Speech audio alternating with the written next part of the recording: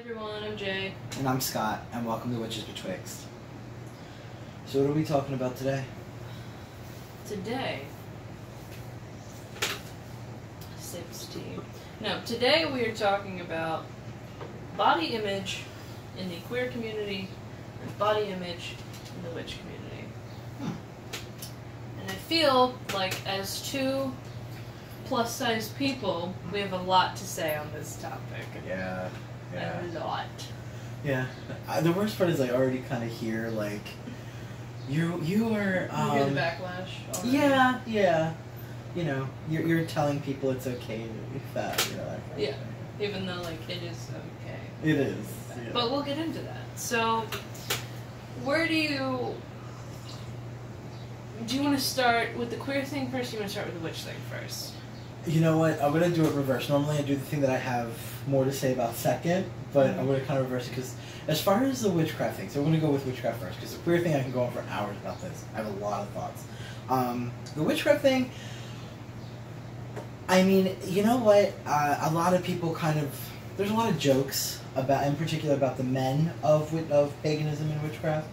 There's a lot of like fat jokes that kind of come along. You know, like they say it isn't true, but that you know most men who are practitioners of magic or witchcraft event or whatever paganism, any of its incarnations. You know, there's that running joke that all of us are fat. Really? Yes. I didn't know that, because honestly I thought the running joke was all of you were like twinkie gay men. Or does it go both ways? I mean, we're normally...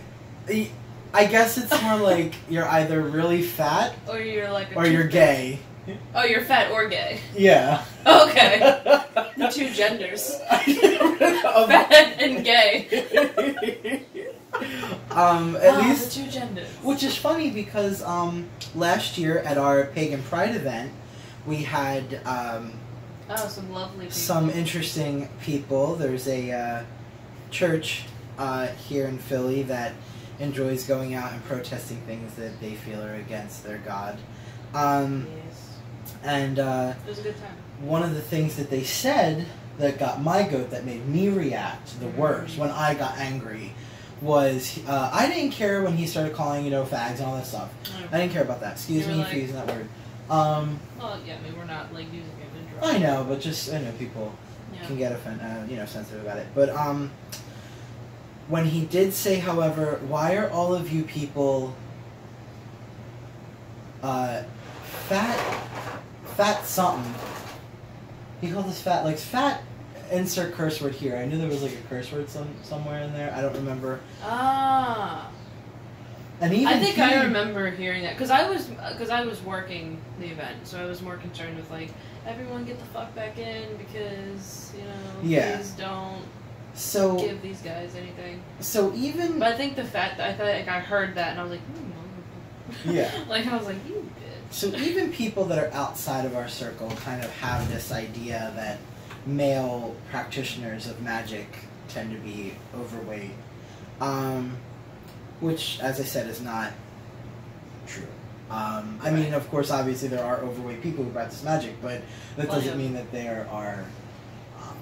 That doesn't mean that to be a male practicing witch, you have to, like, pack on the pounds. That's not what that means. Right. Yeah. Right. And as far as, like, what body image looks like, I mean, in the witchcraft community...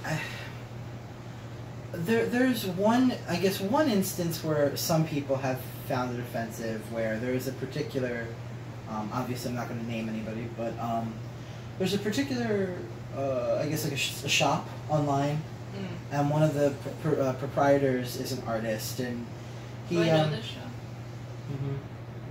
Yeah, probably. We'll talk about it. Yeah. Tea time episode. And, you know, some people feel as though he only feels that beauty is found within, like, a chiseled man with... Oh, okay. So, like, if you don't look like a Greek god, you ain't shit. Right. And I don't necessarily know if they actually think that way or not. I'm not calling them out in any way. I'm just saying that people thought they thought that way. Oh, okay. So people thought that this person... People. these. Okay, so people thought that these. Okay, so people thought that this particular couple only defined male beauty as like the perfect sculpted male body. Yeah. But I mean, as far as like actually like experiencing like fat shaming and whatnot, that for me is always without a doubt come from the queer community. Yeah. I've never been fat shamed or body shamed in any way in the pagan or witchcraft community. No, I have not been body shamed or fat shamed in the witch community either, that I can say. But I feel like there is a bit of body shaming in other ways, though. Oh, yeah, like a passive-aggressive, like almost like a microaggression. Lots of more microaggressions. Mm-hmm. So, do you want me to jump in? Please. Okay.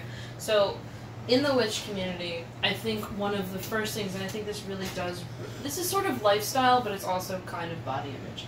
So, diet.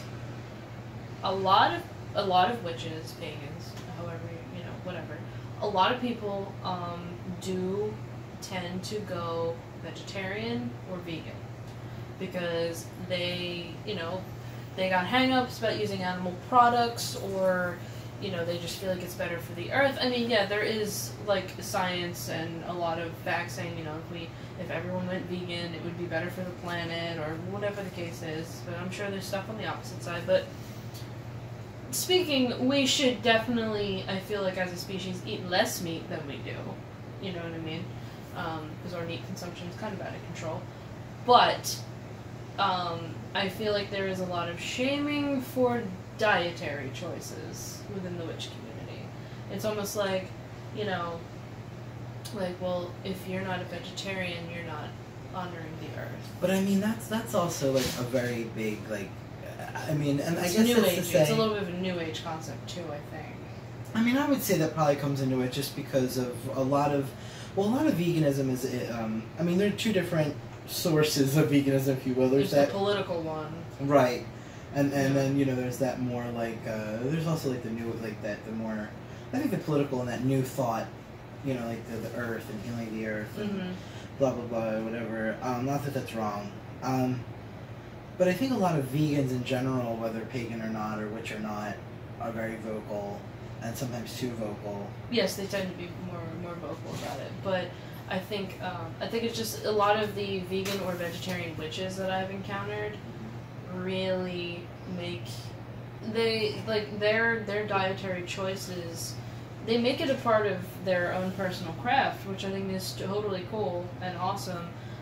But the thing that I love about witchcraft in general is that we are not preachy, and we don't seek to convert people, but the people that the witches that are vegan, vegetarian that I have encountered, they tend to be very preachy, very, very this, And here's the thing about me is I am totally open to vegan foods and vegetarian foods. Like I know a ton of like restaurant, like Philly, like Blackbird Pizza is one of our favorite pizza places, and it's vegan and it's amazing. Not sponsored, but maybe.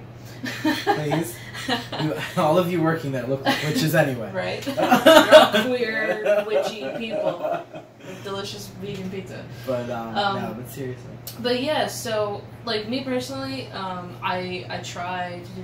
My roommate's vegetarian, and that's fine. I mostly eat vegetarian, mostly. It's just like when I'm out or whatever, it's just like easier to not eat vegetarian, just because of options. I mean, and the but thing I is, don't have a personal craft hang-up about it. Right. No, I personally, I don't see a problem with eating meat. More so, red meat in particular is what I more have a problem with. Red But meat, you're talking about through a health perspective or through like a witch perspective? Through like a health perspective. I really have no like. As far as my witchcraft is concerned, I really can't talk. I have human finger bones upstairs. Like, right. Like I mean, not that I ever would have the ability to do like an animal sacrifice, but in some indigenous traditions, even in like European traditional craft, some would argue this, but it's there. They can't be really disputed, But like I couldn't do that. But like if I found like roadkill, like I wouldn't have a problem like cleaning the bones, macerating the bones, and like keeping the skins or hides or whatever. But you wouldn't be the guy out in your backyard like skinning, thing like that. Like, and not killing a lot of chickens. Not to say that I think that's a problem either, because I don't. It's just your personal craft. Right. Yeah, I think we talked about this before in terms of deities that kind of whisper about sacrifice in some way. You know, like you get those whispers, like they're like, I need, I want, and you're like, I can't give that to you. Like I can't. But I'll find a way to kind of give that to you, know what I mean? Right. Well, anyway, like, but my biggest problem as far as, like, health-wise, red meat is my biggest problem. I don't like how I feel after I eat red meat. Yeah. I mean, every once in a while I do need it because it's higher in iron.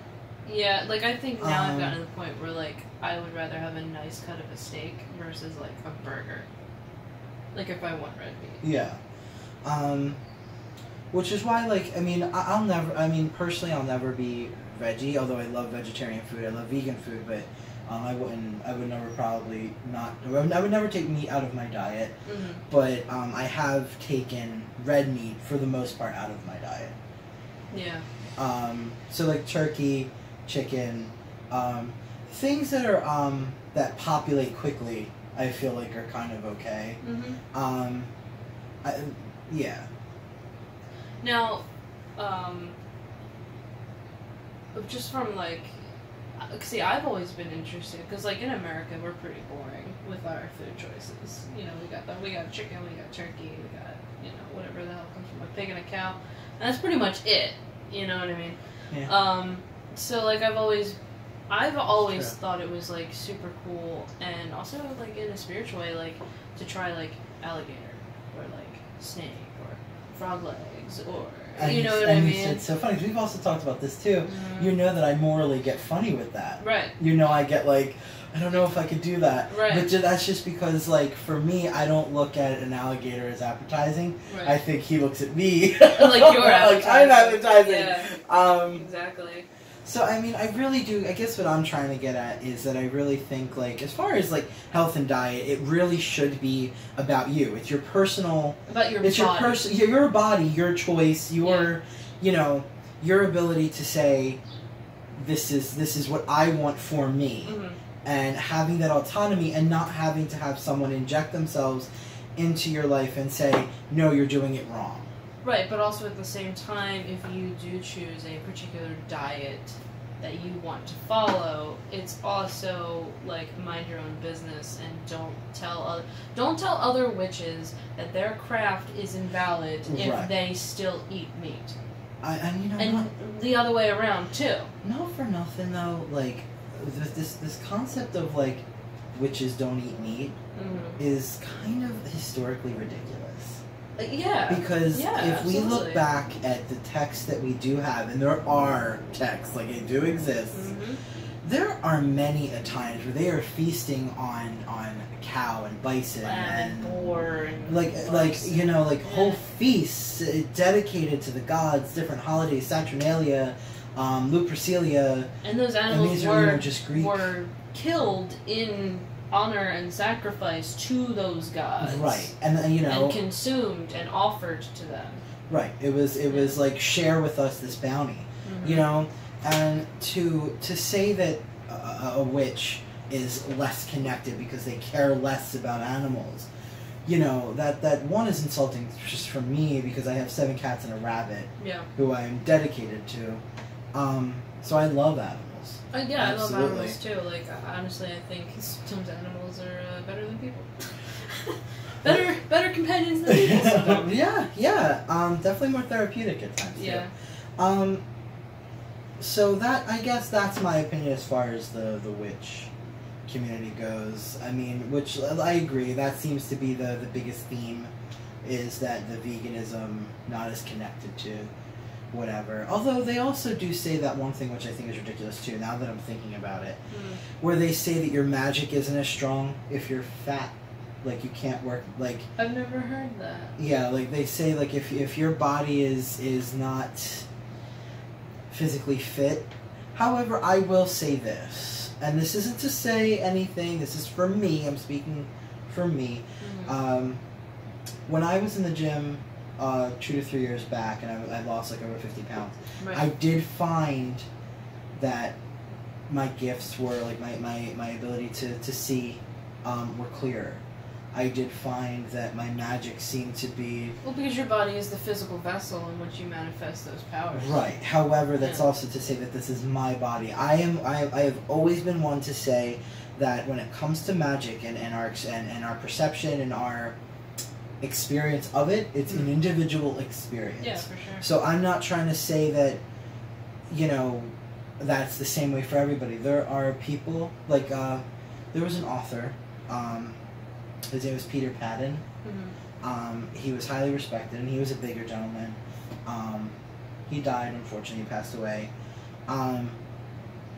However, he knew his stuff, and he was incredibly respected, very powerful, cunning man, modern cunning man, and practitioner. So, to say that it's always the case that, you know, your fatness reduces your magical power or whatever. It's really not always the case. Yeah, and I would also say it definitely is, you know, person to person. Yeah, I mean, I think...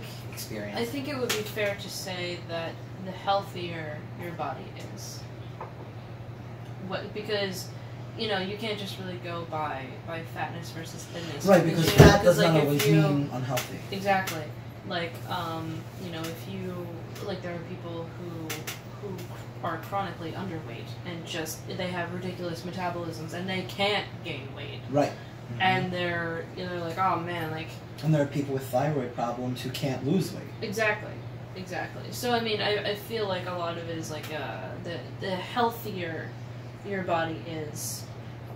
I would say that it's probably accurate that the more heightened your magic is, more aware you are of things. Mm-hmm. I would say that's pretty true. But I think this also comes back... Okay, so still on the witch community part. Yeah. So I'm thinking... So because we have a presence on Instagram, I've been seeing a lot more witchy Instagrams now. Because that was... Like, initially I was just following, like, trans people, queer people. That was, like, kind of my Instagram scene, my own personal one. Yeah, I was always witches, though. Yeah. But, yeah.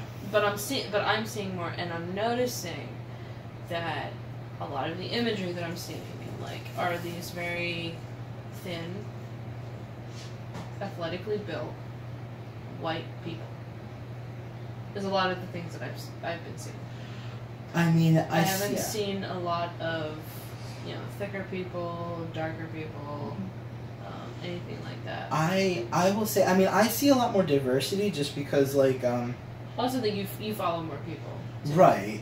But I mean, like, as far as, like, you know, looking up, like, gay hashtags on Instagram, you tend to find, like, gorgeous men of all varying awesomeness. Okay. But... Calm down. I was like, I'm calm. I was like, oh, you think I'm thirsty. I'm not thirsty. I'm like, oh, water. But I will say that it is always kind of finding bigger gentlemen on Instagram. I mean, but let's be real, we all kind of look at that stuff. You have to be looking for it directly, otherwise it's always men who are in the gym 6 to 7 days a week. Ripped. Completely ripped, you know, 6 to 8 pack, you know, perfect. And not to say it's not fun to look at, because who doesn't like eye candy, but it, you know, you want to see that representation. You want to see yourself. You want to see yourself as sexy. Exactly. You know what I'm saying? Because it makes you feel good. It makes you feel good. It's not necessarily about other people finding you sexy. Sometimes it's honestly more fulfilling. Honestly, I don't even think it is about other people. I was going to say that. I don't think it is about... I think it's about you. Like, when I look in the mirror, I want to be like, I do me. Yeah. I mean, it's vain, and a lot of people find that vain, but I think that that's true. I think it's about... you know, I asked my boyfriend this, I think, recently. I said, are you attracted to yourself? And he said, kind of. Really? And the thing is that, I mean, I can only do so much. When I tell him, well, I think you're really sexy, I think you're beautiful. But the thing is that I understand that can only really do so much for someone. Yeah, because if he doesn't see himself as sexy and beautiful and handsome, whatever, then it's only gonna, like you said, it's only gonna do so much. He has to see it right in himself. Yeah. Which I think, you know, is it's funny because this kind of leads me back into witchcraft in a way where it kind of leads to witchcraft as empowerment, and witchcraft should empower you as a whole being, mind, body, and soul. It should empower you to say, yeah, I'm big, I'm beautiful, and I'm okay just the way I am. Okay, but let's stop there. Okay, when you say I'm big and beautiful and that's okay, right? Of course, there are going to be people crawling out of the woodwork, cracking their knuckles, getting ready to, type their comments. So, what do you mean by that? Are you, they're going to be like, oh, well, being overweight is statistically this and that, and then you're unhealthy, and then you're at risk for this and that and a third, and you're going to be like... I'm doing it right back. I'm like, let's go. You want to go, Glenda? Glenda. Let's go. First off, there is science to suggest, yes, that heart attacks, things like that, sure. Yeah. But let's be realistic here. People go towards diabetes. Right. That is not based on body fat. That is not how that works at all. I have known people... that are born with it. Born with it. I've also known people who are... who have eating disorders. Who are also diabetic. Right. So you can imagine what their experiences. And the kind of body that they're in. So, realistically... that's where all those people are going to go, is diabetes. I mean, they're going to call out heart attacks or whatever, but you want to know something? When a man turns 40, no matter what his size is, he becomes more likely to have a heart attack. So, stop. Yeah, exactly. Because you can look at, for instance, I know a lot of people do this, but I'm going to do it because it's true. Sumo wrestlers. Those men are physically fit. They're in top shape. Tip-top shape. They're physically fit. Oh, yeah. They're big as hell. But they're physically fit. Yeah. And that is where that whole argument... Or, like, football players. Football players, too. They're huge dudes. I think a lot of people figure that, underneath of all that thickness is, six-pack abs, and that's not always the case. No, it's muscle, it's just chub but it's and muscle. Fat. Yeah. And, I think, too, that people get really offended by the word fat. Yeah, well, it has a negative connotation. But the thing is, I've totally reclaimed that word. Really? I love that word. I'm still open about it. That's right, you are. Yeah. For me, well, because usually someone's being a dickhead to me or something like that. The go-to insult is fat dyke. Yeah, so I'm fat faggot for me. But you want to know something? I'm okay with fat, and you know what? You know why though? It's just because I've had obese thrown at me. Oh, I don't like that word either. I that word hurts me more. Medical. It's clinical. It's ugly. It's textbook. But the problem is they throw it at you. They throw it at you like a weapon. You are obese. You're obese. Die. And they say it the face scrunches. You're obese. Yeah. Obese. The best is when you have a fat doctor telling you that you're obese. Is this a personal experience? Yeah. That I've never actually had. Well, no. Okay, so I guess this is kind of getting out of the witch thing, but anyway, I had a doctor. I had a gynecologist years ago. I went to the gynecologist, and she's like, "You are morbidly obese," and I was like, "Great," as if I didn't know that already. Right, and then blaming, of course, in the stereotypical. But then she basically told me to develop an eating disorder. She was like, "Oh, for lunch, have 6 almonds," and I was like, "I'm sorry, what?" Yeah, she was total garbage. I don't go to her anymore, as you can tell. But yeah, I don't go to her anymore. But the thing is she was so fucking hung up on my weight that she couldn't see past that. Everything becomes overshadowed. I'm very thankful the doctor that I have is, she's very kind. She's a nurse practitioner. She's very kind, very intelligent, and she doesn't do that at all. Yeah, I like my family doctor now. My new gyno was also good, too. That's good. Yeah, she didn't get on me about the weight, because, but because of that experience, I had problems with vertigo a couple of years ago. I had gotten like this horrible case of vertigo like 4 times within 4 weeks. Wow. I couldn't walk or anything. I was just like I can't function. So the one morning I woke up and my parents lived close to me. I was like, Mom, you have to take me to the hospital. Like I can't function as a person. And she's like, okay. So anyway, it was a whole thing. But when we got to the hospital, the nurse was overweight. All 3 doctors that came in were all overweight. They were all women too. I noticed that. They were all overweight, youngish women. But because of that experience at the gynecologist, you know, when the doctors went, oh, do you have any medical problems? You know, do you have any illnesses? I said, this is what I always said, other than being obese, I'm fine, as far as I know. Yeah. But I would always preface it with that because I wanted to let them know that I fucking know. Don't tell me.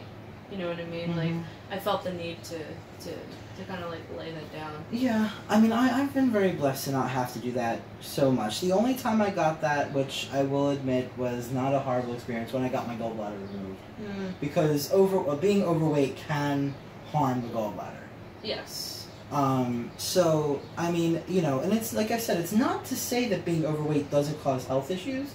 Yeah, there is scientific evidence that it does. But the problem is that there are health issues that are also acquired on the other end of the spectrum. Mm-hmm. So I think the problem is, you know, you look at fat people as disgusting, and then you look at overly skinny people as let me coddle you, let me hold you, not coddle, but like let me help you. Let me help you.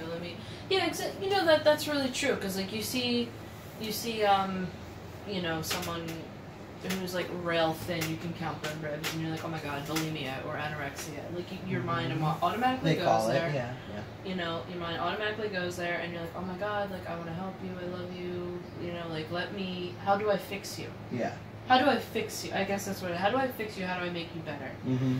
But then you see someone who's overweight, and you're like, oh, I'm not saying me, but, you know, just like people in general, they're like, oh, that fat cow, you know, lazy, ate himself into diabetes, haha, 1 Snickers bar away from death, you know, it's like, well, maybe that person has a bad relationship with food. Maybe that person has a thyroid problem. Maybe that person has depression. Maybe that person is depressed. Maybe that person just needs a friend. Maybe they need a workout buddy. Mm-hmm. You know, like, you don't know, but that initial reaction of let me help you, let me fix you, let me assist is not there when you're a bigger person. Right. And you know what, I know that might, you know, be a little bit touchy for some people, I guess.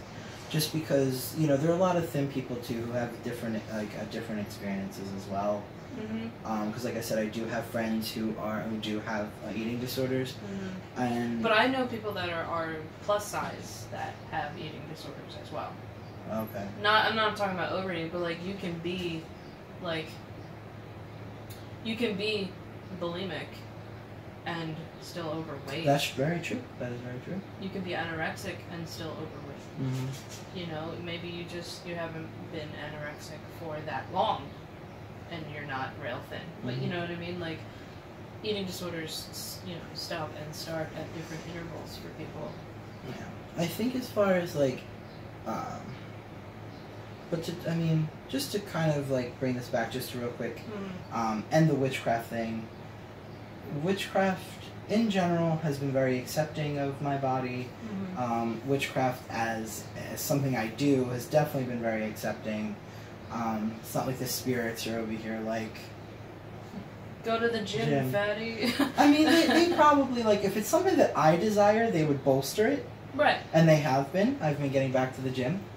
That's actually kind of what made me think about this topic. Yeah. Because the fact that you were getting back to the gym, and I have been going through some big dietary changes, and I haven't been going to the gym as consistently as I'd like, but I have been getting back into it. I've had body image, like, on the brain. Like, I've lost 20 pounds. Congratulations. I'm still big, you know what I mean? Mm-hmm. Like, I'm still overweight, but I've lost 20 pounds. My pants are hanging off my ass. Not that I have much of an ass to begin with, but, like, I was like, oh my god, I gotta really pull this belt. So, like, I'm already noticing that. But, and I think that's another thing I noticed, it's like, but if people would still call me fat, you know what I mean? They'd be like, oh, you're fat. I'm like, I lost 20 pounds, though. And you're, like, almost seeking that validation. Well, you know what, though? I mean, I guess this can kind of organically lead us into kind of just, like, the queer, or just, like, the health in general. Yeah, I actually, because I wanted to talk a little bit about food, relationships with food. That's fine. Yeah, I mean, I'd say we just kind of go where we have to go with this. This is going to take us anywhere and everywhere. Yeah. Health-wise... I have, like, a list. Health-wise, though, I mean, even the, what is it called, the BMI... Like BMI charts? Isn't that garbage? Yes. BMI charts are notorious for being, they're completely dictated by beauty and like body standards of the time, and they fluctuate depending on what's seen as. Yeah, because I think I don't know what my BMI is supposed to be, but I know that for me being 5 feet tall, I'm supposed to be 100 pounds. My mom and I looked at it. I would look ill. My mother and I, we both looked at it, and she's like, this is ridiculous. My mom's not, my mom did a lot of health and nutrition classes in college.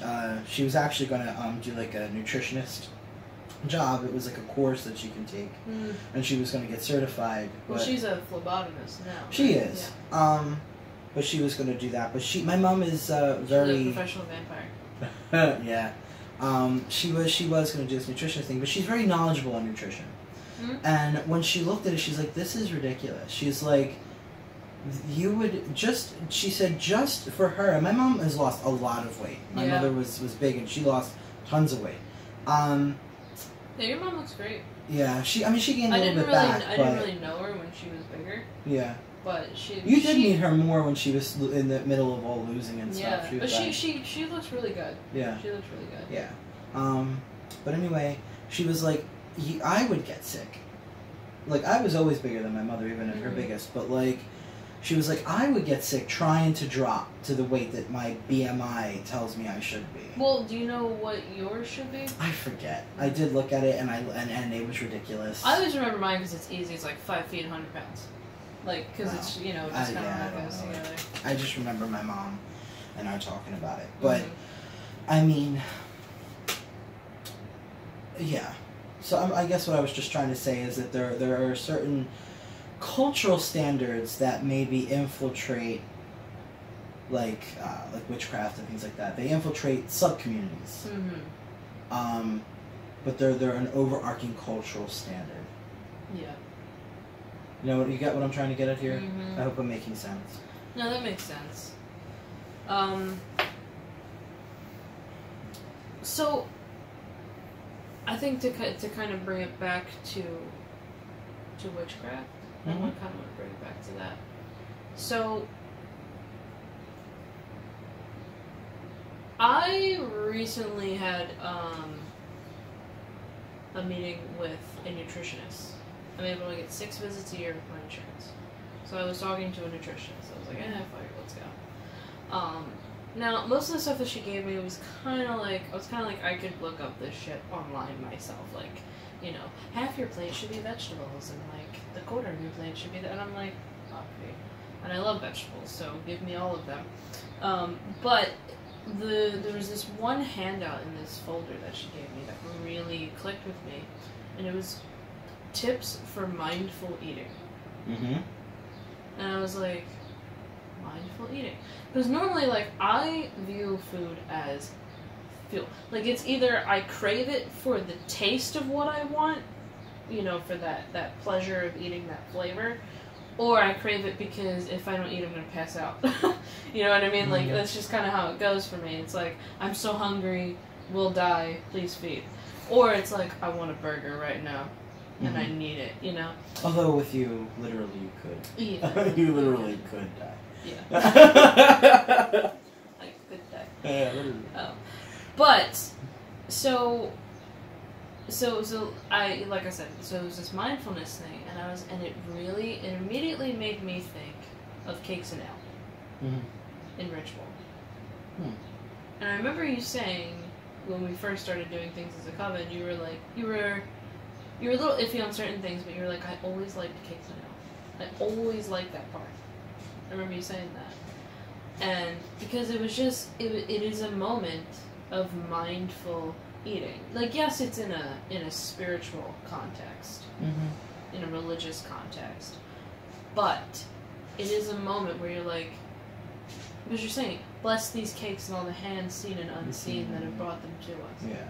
So it's like, oh my gosh, like you're thinking about it for that moment, like wow, like a lot of work went into this food, and then now I'm eating it and bringing it into myself, and so that's something that I think in my own personal craft and also just in my own life that I want to try to incorporate more is mindfulness of eating. Like, I'm not really accomplishing that today because I consider drinking as part of eating, and I'm like drinking a Monster, 0 calorie, no sugar. You know, it's not the best, but whatever. And I'm just like, oh my god, I'm tired, need caffeine. But at the same time, I'm like, oh well, my body's tired. You know, like I'm thinking about it. So like I'm working on it.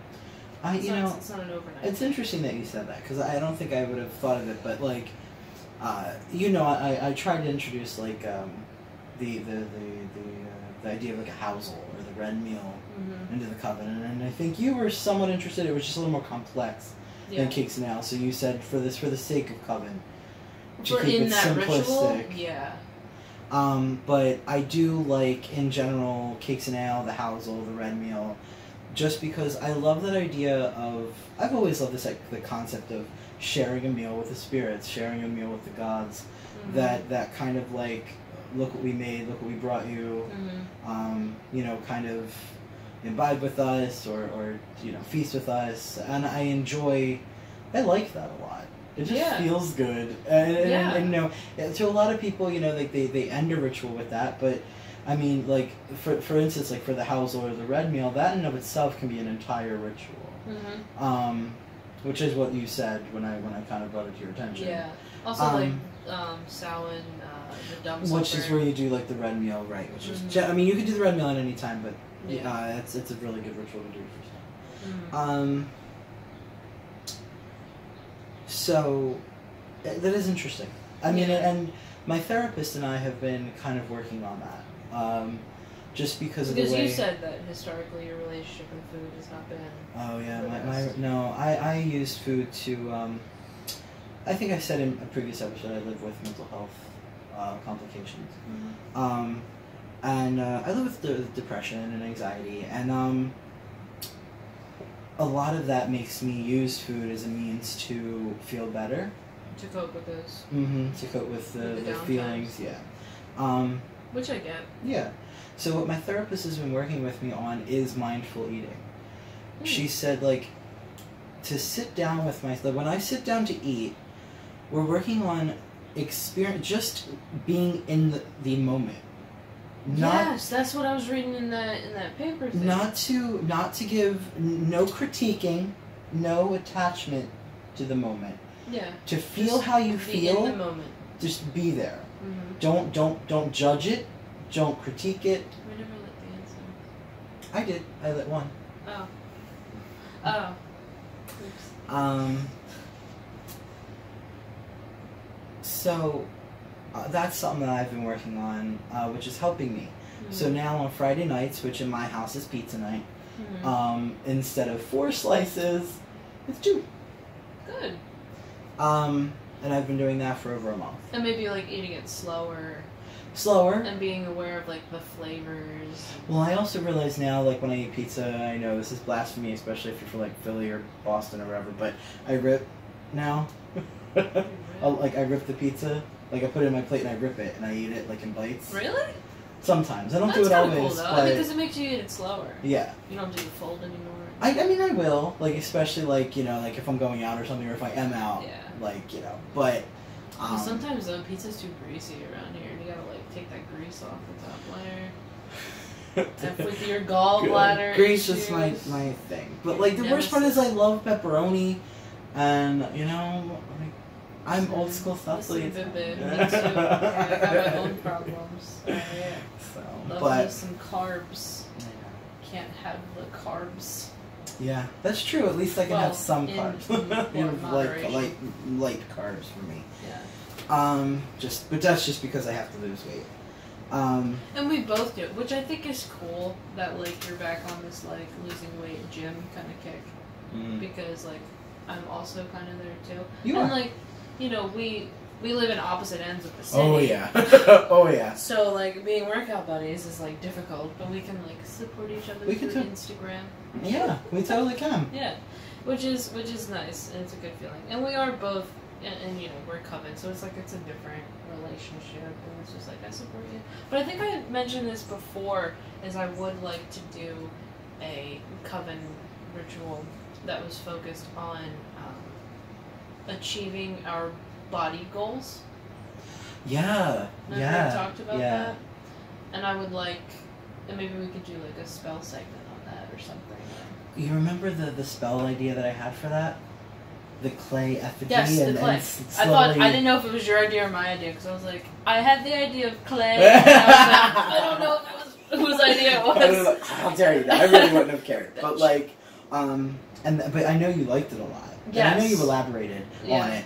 But like, you know, that taking away of you know, layers and kind of building yourself up to be, and I like that. Yeah, I still want to do that, and I think, you know, especially with like the summer coming and like summer barbecues and like summer's like a huge deal. I don't know if it's the same in other places, but for some reason in Philly, like it like after Memorial Day, it's like all barbecue all the time until Labor Day.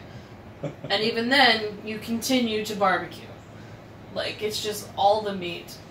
I mean... and all the smoke. My mom actually barbecues up until October. My dad, one time, he barbecued in a hurricane and a blizzard. Yeah? Yeah, he was, like, stringing up some tarps. You know, we had this, like, little, like, roof thing in our yard. He was stringing up tarps. I mean, honestly, he was out there in his winter coat. Fucking I don't know what it is. Maybe it's America. Maybe it's America. America. Yeah, I don't know. We love our barbecue.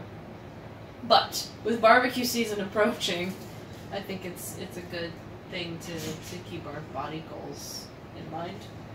You know, and not like get too caught up in the barbecue craze. Yeah. I'm a sucker for barbecue. Oh, no, believe it or not, barbecue is actually better for you. It is, yeah, technically. But the problem is like all the salads that accompany it.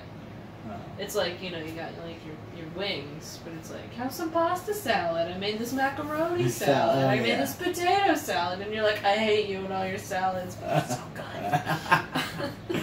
But, I mean, yeah. Yeah. So, there's that. So, you know, relationships with food, mindfulness, that's kind of the things that I've experienced in the witchcraft community. Is there is some toxicity regarding diet.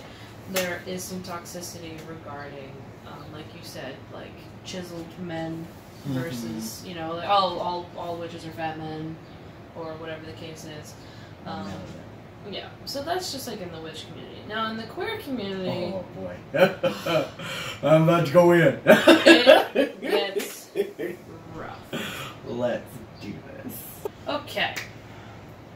So, the queer community and body image. Oh man. Yeah. Should I go first or should you? I don't know, I guess you want me to take over? Yeah, alright. Go ahead. Go first. So, we both have a lot to say, so yeah. I mean, it's... So... This podcast is going to be like 3 hours long. So... As we discussed in a previous episode, I had a pretty decent coming out experience. However,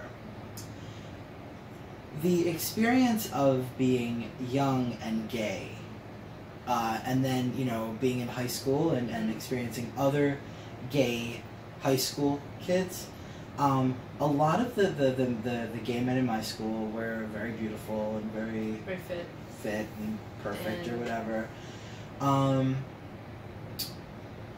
I'd just like to point out, I think, perfect in air quotes. I never mean like, you know, Because I'm sure some of it. What do you mean? Yeah. Well. Yeah. Perfect. They, you know, and they were very unsupportive. Of you being gay? Of, like, it was almost like if you're fat, you didn't have the right to be. Oh, that's fucked up. That's really fucked up. Yeah. A lot of them had, like, it was very, like, gatekeepy. Well, that's interesting because, like, from the lesbian perspective, though, it's kind of like, it's a little bit more accepted to be bigger and thicker, especially if you're butch. Okay. Yeah. Well, like, the thing is that, like, you know, I didn't find the bear, you know, the bear community until later on. I didn't know that thing that existed until much later on. Oh my gosh, you start finding all, like, the sections of the gay community and you're like, wow. Yeah, I mean, once I found the bear community, I was like, hello. It's here, it happened! I found home! Hello! Roll out the red carpet, I'm here. Yeah, I mean, it really did feel that way, but there were many experiences in which, like, they won't, like, I wasn't even, like, trying to, I mean, you know me, I would have never tried to hit on anybody, but I was just trying to be friendly, and, like, gay men purposely would ignore me. Like, on purpose. Like, I would be, like, right here, hi, how are you? Were you at, like a club or something? Is that what you're talking about? I remember one time... Because Pride is coming up soon. I was at a GSA picnic. And I was with my friends, and someone came over, and... GSA, I remember that. We were talking, and I remember, like... I was like, hello. And they would only talk to, my friend Anthony and my friend Wanye, who were, I mean... I suppose Anthony definitely was in a lot better shape. More conventionally attractive. Yeah. And I was just, like, he came over and introduced himself to us. Like, I thought he was being polite. And he would not talk to me. At all. So there, and I can only imagine what that would be, you know. It was pretty obvious, like, when you're right there and someone's saying hello and you're not responding. Yeah, that's pretty shitty. Yeah. I mean, although a lot of people will be like, oh, well, you're just making, you know, assumptions. Well, yeah. I can make an educated guess, you know what I'm saying? Yeah, I mean, I wasn't born yesterday. Right. Is basically what it comes down to. And that things like that have happened. And of course, you know, the general overarching, you know, no fats, you know, no femmes. Oh yeah, no fats, no femmes. No black, no Asian, yeah. Well, that's the just racism and the misogyny. That's just toxic bullshit. I mean, you know, you really do break the mold, though, for being a gay guy. Because, like, okay, so you're, I don't know, what do you call yourself? Plus size, big, chub, whatever. I don't know. I mean, do you mean what do I call myself in the community? Yeah, like what do I'm like a bear or like a chub. Bear, chub. Okay. But you're also dating a black guy. Yeah. So, like, you know, you're just got everything going on, you know what I mean? Well, and that's always been my experience. I've always kind of, like, I've always been very much against the grain. I remember, one time... God, you can't even be gay properly. I'm very pariah by accident. Yeah. I don't mean it. I remember one time I was at a bar here in Philadelphia called Taboo. It's actually one of the nicer gay bars, in my opinion. Yeah, I saw a drag performance there. Yeah, I was actually there during a drag performance. Well, I remember they had this furry group there too. They do. Would do. Yeah. So, pretty cool. I was there with one of my exes, and one of my exes saw a friend there, and the friend was like talking to me, and at first I was like, okay, you know, I was very polite. I try not to judge people when I first meet them. Right. But being, you know, clairvoyant, it's pretty hard sometimes. Sometimes I know you more than you know yourself. The problems of being a witch. But anyway, in the gay community. He gave me some Mookie vibes, but I was being very polite. Well, anyway, he was like, so do you watch RuPaul's Drag Race? And I was like... Who doesn't? I actually said, you know what, I don't find the show interesting. And I'm just kidding. I think I slapped his... I think I smacked his ancestors. Like... You went back in time and went... And that's how he reacted. He was like, oh. And he turned away and walked away.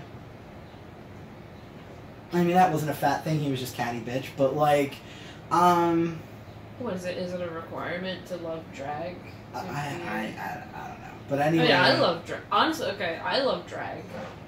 But I have drag. a distaste for drag kings. And I know that's a problematic view that I have. Drag queens, I'm like, yes, bless, do whatever you want. You all look fabulous and beautiful. But drag kings, I'm like... I have no problem either way. I love the art of drag. The art of drag is cool. Incarnations. But I think it's just my own, like... Oh, yeah, it's your own thing. I get that. But, of course, that wasn't, like, a fat thing, so I don't want to get too involved in that story. But, I mean, just in general, you know, representation in what little media gay men had, you know...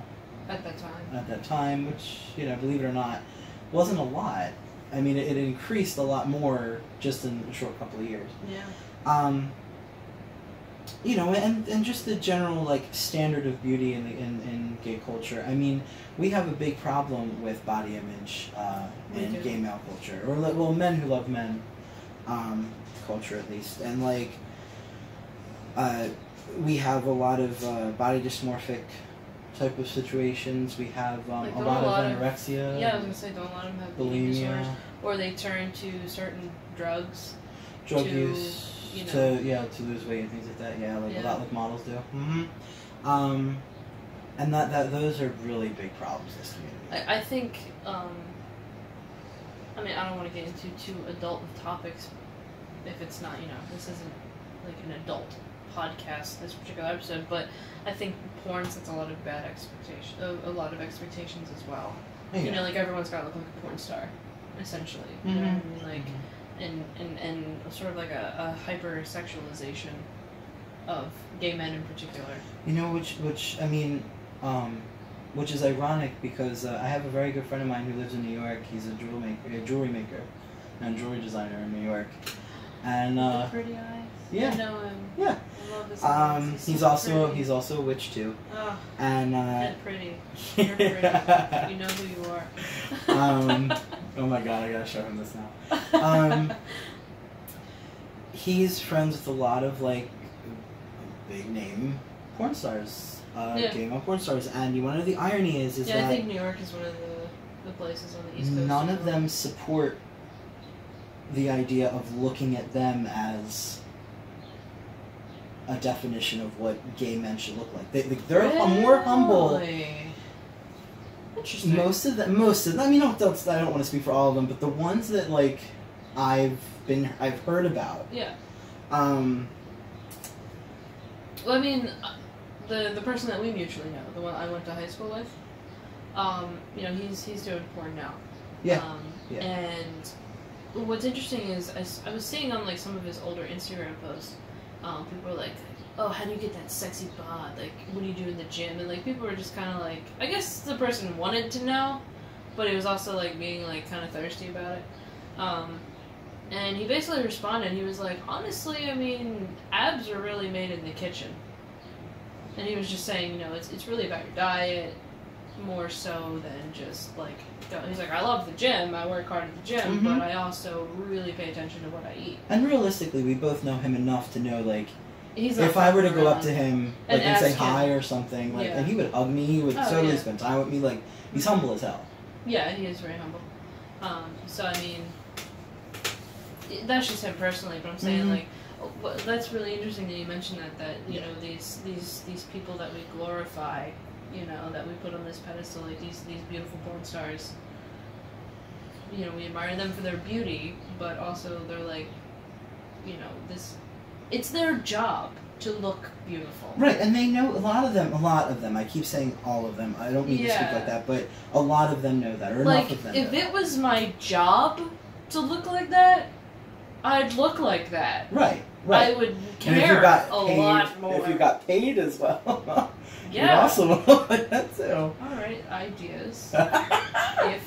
if you want me to look beautiful, send me money, and I'll do it. Right. You know, and it's funny because, like, you know, the particular star that he was talking to me about, who he actually spends time with at the gym, like they go to the gym together sometimes. That particular star liked my first picture when I went back to the gym the other night. fucking right. Right? Oh, I mean, of course, as a gay man, of course, I was You're like, oh my god! Oh my god! I was like, yeah, Zaddy, but like, but no, realistically, it proved the point, though. You know what I'm saying? It proved. I can feel Jerry. Like silent. He's like, oh, he's at work. He's like. I feel him being thirsty. No, it isn't for me. No. A water bottle comes flying out of nowhere, hits you in the face. Hey, you're a little thirsty. But really though, it proved what my friend was talking about. Yeah. You know, this particular star is a nice person, and he was supporting a bigger guy losing weight. You know what I'm saying? And I mean, I feel like... And I mean, and there's also, within porn, there's also, like, bigger guys. There is. I mean, but once again, I think, right, it's the niche thing. You have to be looking. And that's kind of where... Right, and that's kind of where we kind of... That's the problem. That's so where it we almost kind of skate that fetishizes weird... it. Yeah. And that, you know, even when I started getting into dating, I had to learn the difference between somebody who was interested in me for me and someone who was all like, oh, I love big guys, you know, send a picture of your belly, blah, blah, blah, and like... It's kind of weird. Right, and I'm kind of like... Okay. Some people are into it, though. Some people are I mean, I'm not to yuck anyone's yum, you know, but I don't want to be fetishized. Right. And if I am, I'd rather be fetishized by, like, maybe... Like, if it's a partner, someone I'm already with, and they, like, want to participate in a fetish, you know... That would be fine. That would be fine. Yeah. But that's just because I know that they already love me for me, and just expressing a fetish isn't harmful. You know what I'm saying at that point? Because you know they're doing it because they love you, not...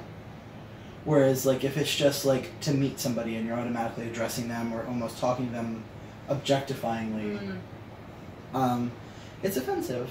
You know? Like... Definitely. I'm not just a big guy. Like, I'm not like a big doll that you can just... I'm a person. Right. There's feelings under this fat. Right. Right. You know, like, that's essentially what it is. Right. I would say that the trans male community has some similar issues to that of the I have noticed this. Gay male community, I guess. That way, gay cis males, however you want to put it. Trans men kind of have the same thing, but it's twofold. So, with trans men, Steve, for me, I am a very hetero-identifying trans man. You're a straight trans man. Right. You know, I'd like to believe there's some wiggle room somewhere in there, but like, I don't know. I can appreciate a beautiful man. I just don't know. I definitely would not have a relationship with men. I wouldn't do that. But maybe, I don't know, experimentation, maybe. I feel like so like maybe like a hetero flexible somewhere? I don't know, something like that. But mostly women, beautiful, blessed, love the women's. So, so when you are a trans man and sort of like in that hetero identifying way, there is a lot of pressure then put on you to go to the gym, eat your protein, bruh, and pack on a shitload of muscle. When you're 5 feet tall, what the heck? Like, some people pull it off. I don't think that would be the best idea for me. I mean, like to have a gigantically, like, I'm talking like they want you to go like full bodybuilder fucking status. A lot of them. And they're like, look at my gains, and I'm like, you know, I'm happy that you're taking this route and you want to go there and this and that, but do not shit on other people. Yeah. For it. But the other side of it is, a lot of trans men will go hyper feminine. Like, they're taking tea and everything, and, you know, they're getting facial hair, and, you know, they're getting, you know, some kind of, like, muscles, because it makes your muscles, you know, more defined and stuff. But they're, like, painting their nails and putting on lipstick and, like, going hyper femme, maybe going more of, like, a non-binary route. Like a gender queer. Is that what you were trying to get at? Yeah, sort of like a genderqueer kind of perspective is, I think, what a lot of trans men Those are the two extremes that I see. There are people who float everywhere in the middle. Oh, you know of course. I mean, we can't. But those are the two extremes. It's the ones that either go super hyper feminine, do this whole like, I am whatever the fuck I want, and that's great, super empowering to you. And then there's also, I am super muscular and buff. But then, the most prevalent thing that I see is white, thin, androgynous sort of look to a lot of these trans men, and I just, it bugs me to not see myself often represented, like my body type with trans men. But then when I do see myself represented, I feel embarrassed. I feel like a little bit of shame. So okay, yeah. So like if I see a bigger guy like post a picture like in just wearing like just like boxers and like a binder, like they haven't had surgery, just wearing like a binder, I'm like, oh, do I look like that? And it's a terrible thing. It is. It's a terrible thing to think and feel. Like, I don't look at that person and I don't go, oh, that person's hot. That person's sexy. And I'm like, what's wrong with me? You know? It's I think, remember that quote I was just telling you before we started with the psychologist about, don't overinvest yourself basically in your own thinking. Mm-hmm. They're imposed upon you. Yeah, like don't go too far down your own. Yeah, like because they're able to be changed. They're community, they're communally imposed upon you, and it can be changed at any time. But you have to remember that that's exactly what those thoughts are. Right. The thoughts of like when you look at that and you mirror it back and you see yourself in them and you say, oh my God, what's wrong with me? I don't find that attractive. It's just because you're going through stuff in yourself. Yeah, like I was always thinking like I know, like again, I don't want to get too adult. Like some couples will like film themselves and their partner, like for their own, watch it or whatever. Some people do that, and I'm thinking, man, like I don't know if I could do that. I feel like maybe I could do it, but I'd never want to see it. I'd be like, yeah, that's for you. Like, you keep that. I don't. Because I feel like I would look at myself and be like, oh my, no. Full stop. Like, no one wants to see that. I don't even want to see that. You know what I mean? Yeah. So, yeah, I mean, like, I guess, I don't know if I'd call that transphobia, though. Like, my aversion to seeing bigger trans men. I think it's more of a body image thing. Yeah, I would agree. Yeah. I would agree. Mm-hmm. Another thing that I was thinking, and this doesn't, it kind of goes into body image, but also kind of not, is like, of not being trans enough or gay enough, like in just your personality. Do you ever encounter that? I feel like it's kind of related to body image, because I feel like men who tend to be smaller and thinner are viewed as more feminine and gay, quote unquote. Well, one thing I realize, at least, this is probably more like personality, but I guess it fits. Like as far as like nerdy gay men, there's this almost attack on nerdy gay men right now in the community, because it's almost seemed like it's popular now to be nerdy. Marvel, you like Marvel, like DC, whatever. Nerd culture is blowing up right now. Yeah, and it's cool a lot of guys are kind of like on sites and stuff. You'll find like you're not cute if it's not cute just because you like Marvel. Like basically they'll say like they're trying to make it as if nerdy guys are trying to be nerdy to be cute. Oh, yeah, that's garbage. And like they'll kind of like come at them for it, and I'm like, no, they like what they like, and you're just uncomfortable because you automatically, because they automatically, like, a lot of, it's funny because I've noticed that there's gay men who feel like it's like that man-child syndrome. They think like, you're the kid who didn't grow up all the way, whereas like it's really not the case. Realistically, you're nerdy and you're geeky, you know what I'm saying? Like, there you know, there have been times where I've read those kind of. I think that's more just about like finding someone you're compatible with the issue, though. You know what I mean? I mean, sure, but I mean, like it's still kind of, you know. I know that's more not body, but like it is, you know, it's a thing. It's related, yeah. Yeah, I don't know. I'm just thinking of just a way to wrap it all up. I think there are a lot of overlapping problems in the queer and witch community. Oh. In terms of body image. One of the things just in representation of bigger people and representation of people of color. I think we do have some problems. Like, I don't know. I think we do have some problems there, for sure.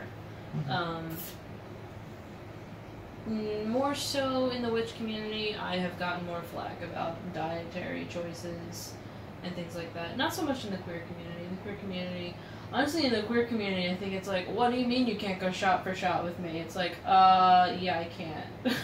Can't drink you under the table, and I'm not gonna try. Well, that too, yeah. Because there tends to be a sort of like party animal angle in the queer community. There does. There is. Yeah. I mean, it's there. It's there. Because, okay, like, Pride is coming up. So we're recording this. Our recording date is, what was it, 24th. We were recording this May 24th. You probably won't see it until, well, into June. So, but whatever. So this recording date is May 24th. Pride is coming up June 10th. Yep, what, couple weeks? 2 weeks? 2 weeks. 2 weeks. Yeah, 2 weeks.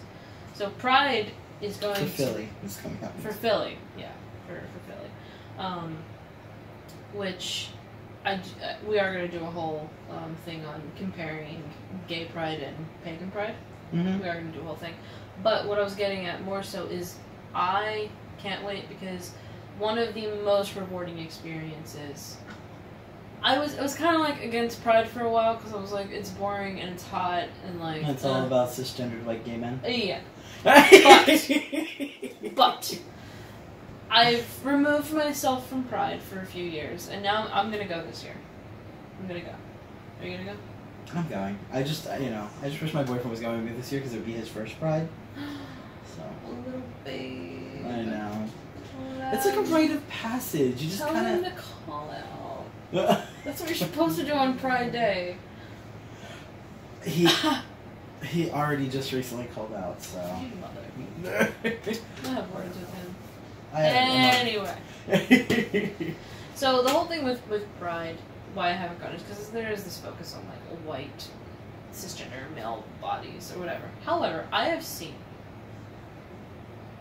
like thicker women just wearing just like bikini tops because it's June, it's hot. It's hot as shit. I've seen them with like little tape over their nipple. Little tape over the nipple. I've been seeing this more lately, and I'm like, oh my god. Like, these are bigger people. Yes. Showing their bodies.